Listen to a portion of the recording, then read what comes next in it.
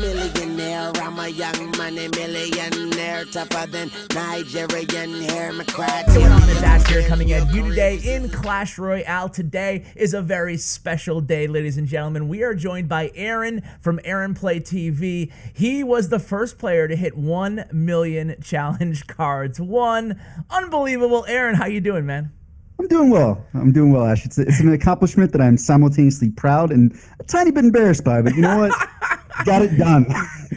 That must be your most popular questions, is like either how much time have you spent or how much money have you spent, right? Yeah. Oh, so to knock both of those off, I mean, I spent an exorbitant amount of time. I did not track that intentionally, but the lion's share of it was over a little bit less than a 3-month period. Where I was like really, really sick. I just could not do a whole lot of anything, and I was in a lot of pain. And I would just grind challenges constantly. I was getting sometimes 7, 8, 9, 12 wins a day, and it was a good distraction. And so I got about 400,000 cards in a little bit less than 3 months. So that was the most time. Yeah, that's crazy. And then as far as money, I was able to max my account in terms of rares and epics and everything for I think it was about $500 I put into it. Wow. And then since then I figure $100 a month as kind of an entertainment budget for Clash was reasonable for me. So I haven't tracked it as closely. I'm like, all right, as long as I don't go over that, I'm fine. No buying legendaries like crazy when they come out. I've actually never bought a super magical chest the whole time I've been playing. It's all challenge cards. That is crazy. I'm sure there's a lot of dirty gemmers kind of like me out there who's really jealous, because that's, although it is a lot of money, $500 plus $100 a month, at the same time, it's much cheaper than actually buying all the chests and just maxing out cards that way. And it's pretty cool, man. I mean, not cool that you were sick, but it's pretty cool that you actually had a distraction, something to keep you busy. What did you do before you were a challenge grinder? I've had a long and winding career path. I was actually one of the early YouTubers. I was top 50 most subscribed back in 2007, and left to pursue college coaching, and realized that, maybe an athletic administrator looking at my YouTube content, while it was more or less family friendly, wouldn't look favorably. So I kind of left that life, and then up until some health problems, which literally and figuratively sidelined me from being a college coach. That's what I was doing. And I've always liked competition, so it was a nice transition. I was really glad to see the competitive scene in CR thrive, and that's something that I've been moving towards more and more. Yeah, you're with Kranis Esports. Is that do you like practice with them as well? Do you train with them? How do you like that clan? Oh, it's fantastic. I'm actually really excited. I mean, it was kind of a slow start, and then we picked up some really strong players. So I mean, yeah, I'm actually a player coach for them. So we have practices twice a week, and we've got some really, really phenomenal players that you're probably going to see on the scene pretty soon in CRL. Like there's El Jefe, Moon Knight, Isaac King, and Bag, if you know him. He's still too young to participate, but I mean, it was a really strong team. So I'm excited. I'm looking forward to playing with those guys in the competitive scene. Yeah, you guys are definitely up-and-comers, people to look out for. And I've noticed that momentum building recently between Kranis, the team, as well. I do want to get back to the grand challenges, though, Aaron. Well, actually, a side question. You said you were a YouTuber, fastest-growing YouTuber in 2007. What did you do? As crazy as it sounds, and I was not really focused on how could I get the most popular. I was just doing things that were fun for me. So the most popular series I had was called Dictionary of Jack, and it was a series on grammar and word usage that I just tried to make entertaining and accessible. Wow. And it would trip me out because I'd get all these messages from like high school kids being like, oh, my teacher played this today in class. This was the best class we had all week. And I'm like, cool, man. Yeah, so YouTube opens doors that you don't expect, as I'm sure you know. Is that stuff still out there for us to search and track down? Yeah, you know what? A couple. I took a lot of them down, but there is a few that I just couldn't bear. So it's if you just search for Dictionary of Jack, yeah, those will pop up. All right, I'll include it in the link in the description, guys, if you want to check that out. So back to the challenges now, for real. Did you use the same deck the whole time, or did you switch it up? Are you most comfortable? What's your most comfortable archetype? We're seeing some of it in the background right now, by the way, the challenges leading up to your 1 million card win. But yeah, back to the archetypes. Like, are you comfortable with one deck? Do you switch it up? What's your style? Yeah, well, at this point, and really just because a lot of hard work, I think I'm comfortable with any archetype, with the exception of Expo. But for me, in the early challenge grinding, I would always find one deck that I felt was like the absolute strongest and just grind and grind with that. So when I told you in those 3 months where I got 400,000 cards, I discovered, well, actually it wasn't me. It was a clanmate in Emergence named Sean, his boss, discovered the challenge grinders like absolute dream. He found a deck that counter decked literally everything in the meta, and we were the only two ones that knew about it. And does it still work? And what is it? I won one game on stream with it. I should not have won. It does not still work. Okay, bummer. But it was. It was pretty special. It was during the Goizen meta when everyone was running Giant and Prince. And that was the deck. Yep. And this deck also had Giant. It was a Goizen deck, but it had Giant, Barbs, Ice Spirit. So they would do a Giant Prince push.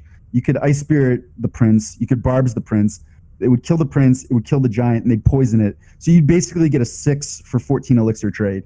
And that was the end of the game. Wow. Yeah, I remember that meta too. It was crazy. It was like a lot of Prince and a lot of like mini P.E.K.K.A too, which does well as well. So yeah, during that meta, I was averaging, I think it was either 11.4. I mean, I was really keeping track, 11.5 maybe wins per challenge. So it was the point where I was like, I would be surprised if I wasn't getting a 12. And then from there, it was like I said, it was just finding decks initially that weren't that hard to play, but I could consistently get 12s with. I mean, what do you say you average right now in terms of wins per challenge? You know what? I haven't been that closely tracking it. Honestly, it's all over the place. Okay. So you have like some crappy ones where you're like 3 wins, or absolutely. Okay. Not 3 wins, no, but but like 5, 6, 7, whatever. Yeah, I mean, like there's days where I'm like, I'll get like in the 6 to 8 range. I'm usually pretty frustrated with myself. And then I think the best days I've had recently there was one that I had 2 12s and a 10. I was pretty happy with that. There was one day where I was really trying to get after it, and I had 4 11s and 1 12. Dude, you are insane, man. That's insane. You must have some. What's your favorite deck right now? I kind of interrupted you there. To play or for challenges? Like just purely to get cards. Yeah, I guess for challenges. If you had to pick one deck to win one grand challenge, you had to get 12 wins, and you couldn't change decks. What would you run with right now? I would probably go with 3 Musketeers with Minion Horde. It's not my best archetype. I mean, there's far better 3 Muskie players, but it's one of the archetypes that I think is best suited to beat counters. A great 3 Muskie player can always outplay someone who's worse than them and find a way to win. I wouldn't classify myself as a great 3 Muskie player, but I'm good. And that was the deck that I think I did the best with on stream. I was at the first challenge on stream, and I'm at significantly reduced capacity on stream. I don't know how somebody like Surtag does it. I mean, it's crazy. But I got an 11 and 3 with 3 Muskies the first time, and then I was I think 8-0 the next time I ran 3 Muskies, and I was excited. I'm like, all right, this is a 12 win, and that's when everybody realized if I hit 12, I would not be able to hit 1 million cards exactly. And our fearless leader Kranis of Kranis Esports decreed you must hit 1 million exactly. And I was like, all right. So you had to work out the math to exactly how many cards you needed. Oh, my shout out to Kyle CR. He went hard. He had like a whiteboard with equations and there was string connecting. All right, so the Royal Giant connects to this, and then you do this, and you get exactly 1 million cards. And it worked. Oh my God. Yeah. The end of my stream was me getting 3 crowned, I think like 15 times in a row. That is unbelievable. I can't believe that you actually hit it, the 1 million on the dot. I feel like I would screw that up, but yeah, for sure. Shout out to Kyle there for making that happen. You used to push ladder a lot on your streams, like way back in the day. So a big trophy pusher, and then you switched to tournament level standard. Obviously, besides like the 2-minute difference in ladder and tournament level standard overtime, is there any like big play style differences? Obviously, we see different decks kind of succeeding in both, even with max ladder. So how did you kind of approach both game modes, and maybe what were some strategy tips for each? Sure. I mean, tactically, it's completely different because the 2-minute difference, it's not only time, it just affects your overall strategy. So it makes it a lot harder to have very control-based decks that are going to slowly chip out, and you're going to rely on these kind of minute interactions, because you can do that on ladder, but you're just going to tie over and over and over again. And you might have more health on your tower, but that doesn't really matter. So ladder certainly favors more aggressive decks that are going to be able to get the damage in, where you can play these control-based decks. You can really, really defend, and then just slowly grind them out over time. It's it's a much more arduous and kind of sometimes stressful way to play, but I think ultimately there's a lot more skill involved. Okay, and with like the Three Musketeer deck, for example, I mean, you didn't classify yourself as one of the best Three Musketeer players out there, but as someone who's interested in the archetype and far from the best myself, what do you think like sets apart the great players from the average players, or maybe even above average on Three Musketeers? Like, if you look at somebody who you do think is an elite Three Musketeer player, do you think there's like little nuances there that you can pick apart, or is it just kind of the sixth sense, the feel for the deck? Absolutely. I mean, so I'm really fortunate in Kranaz Esports. I mean, we've got three phenomenal, I think, top tier Three Musketeer players I get to watch. So like I mentioned, Bag, Isaac King, and then Toby Spirit is kind of like an honorary Kranaz member. He'll practice with us a lot. Yeah, they're all great. You're right. One of the things I've noticed about them is, defensively they're very good, but they're very, very good about knowing when to make really aggressive plays with Three Musketeers, so there's been times when I'm playing and say it's Expo Tesla Fireball, which is a pretty hard counter to Three Musketeers, but like I managed to survive those initial Expo attacks. I get pumps down, I've got an elixir lead, and I'm sitting there thinking like, all right, they're playing a defensive Expo. I don't know how to break through this. I know Bag would be able to, or I know Toby would be able to. Like, I'm sitting there like, what would they do? And that's kind of the difference is they're just they're a little bit more creative, I think, with some of their splits. Or there's times where I've seen Toby just drop Three Musketeers all one lane, where I was like, wow, I never would have thought to do that. Yeah, you know what? You hit the nail on the head. I feel the same way. It's that. There's something to be said for just repeating and playing the same deck and learning all the interactions, but there really is a valuable asset to be had in just talking to a pro or watching their replays on YouTube or Twitch or whatever, because you kind of memorize what they do in those situations, like an Expo on defense, for example, and then you can try to emulate it. But you could play, you could have a million cards won, and I'm not picking on you, and still not know every single archetype exactly what to do, because you'll make the same mistake over and over again. So I think just watching those pros, like you said, those guys who are like upper echelon and with one deck is like the best way to get better with a deck like that, and learning those interactions.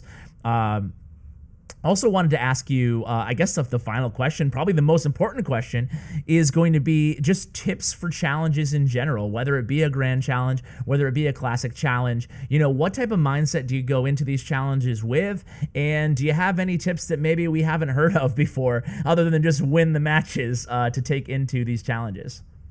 Yeah, well, I mean, the thing that has carried me and been the most successful for me is just being relentless about finding the best deck. And it's not as clear cut in this current meta, but there have always been stronger decks in challenges. So I mean, I mentioned I had a deck that hard countered everything in the meta. You're not obviously going to get that, but every meta I've played different decks, and it was something I always wanted, something that gave me the opportunity to outplay counter decks. I mean, I think that's the biggest thing, because you're going to always run into counter decks, especially if you're trying to stream your 1 millionth card one. Thank you, Supercell, for that. But they took care of you, Aaron. They took care of you. They really did. They as Tag would say, they did me dirty. But you want a deck that's going to be able to beat counter decks, because you're going to run into them. So it was that Goizen deck. I mean, Mega Knight Hog, I won a lot of challenge cards with that, because you could always find a way to beat bad matchups with that. And those decks are still out there. It's a little bit harder. I mean, but some of the ones that I've seen, I mean, the bridge spam deck, I can't bring myself to play it because I kind of hate it. But you can always beat counter decks with that. With some of the log bait variations right now, you can beat counter decks. And I really enjoyed playing the Pekaloon, because it's kind of a tricky deck to play, but you can beat counter decks with it. So it's find a strong deck, find a deck that you can beat counter decks with it, and then just don't get discouraged. That's the last thing. I mean, the way I looked at it is when I was doing this, I was always working towards a goal, whether it was maxing my account or it was maxing a certain card, or at the end getting 1 million cards. And I was like, you know what? Every challenge is going to put me just a little bit closer to that goal. I could have a terrible run and get 5, or 6 wins, but I might still get a legendary out of it.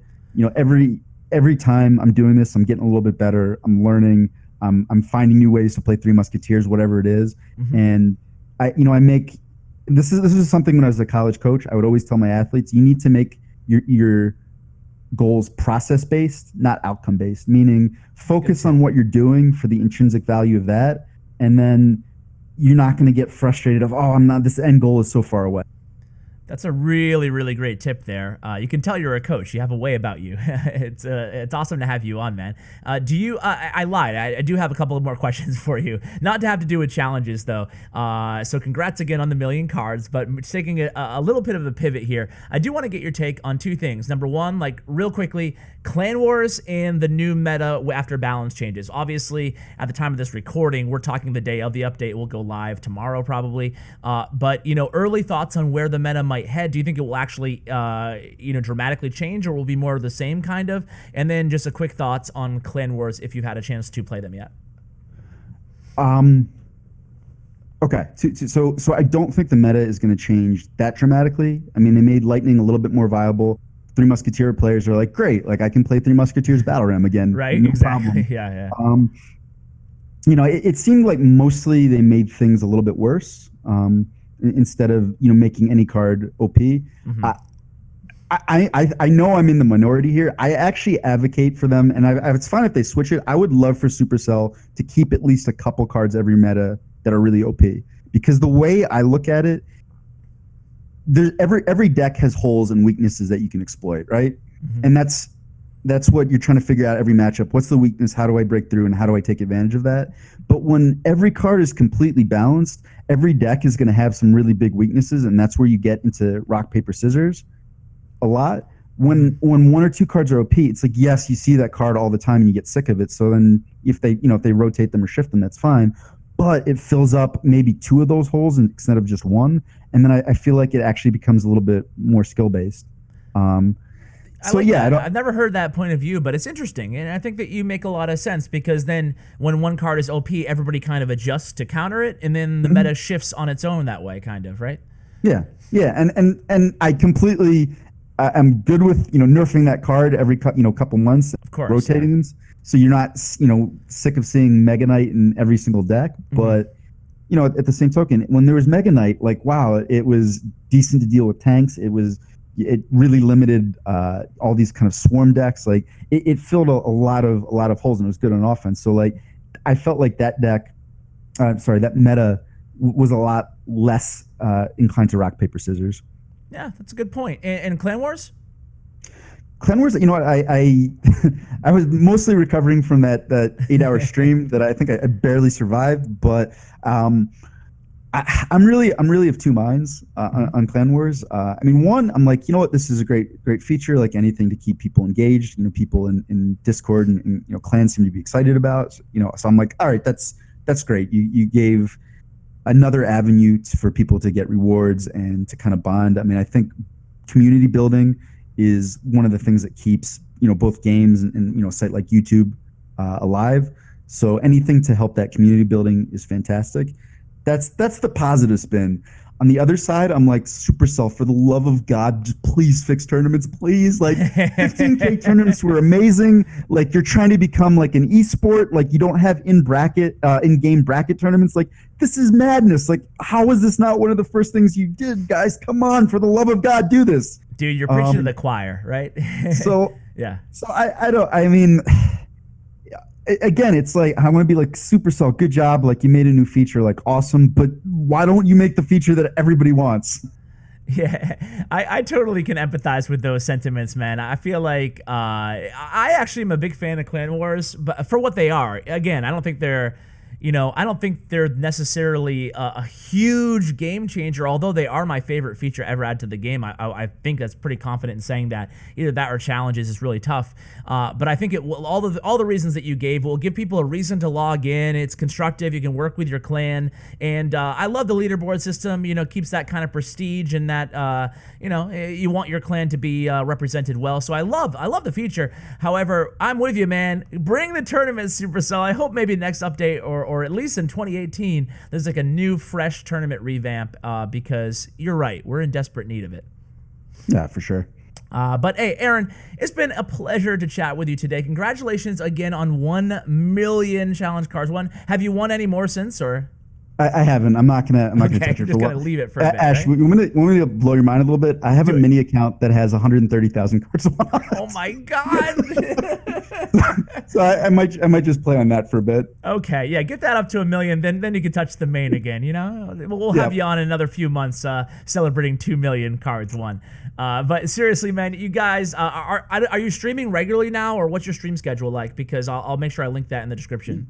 You know what? I think I might start a little bit more regularly. I'd like to get into casting. I enjoy that. It's a little bit less stressful, and I just anyone looking for a good color commentator. I don't think I'm a play-by-play commentator, but if you need in-depth analysis and a few stupid jokes mixed in, I'm your man. Aaron, thank you again so much, man. I really appreciate it. Thank you again, Ash. No problem. Guys, that's going to do it for today's video. Hope you enjoyed this chat with Aaron, the 1 million card winner. I still can't believe even saying that you did that. But make sure you check out my YouTube partner, Bren Chong. His information will be in the description below. Also, check out Aaron's profile on statsroyale.com. And make sure you check out Do Recorder. I'll be working with Do. It's the best way, really, to record and stream right from your device. Android, iOS, doesn't matter. Right to Facebook, Twitch, or to YouTube using your face cam and everything in high definition. So check out the download links in the description below. Guys, thanks so much for watching. And as always, take care, guys.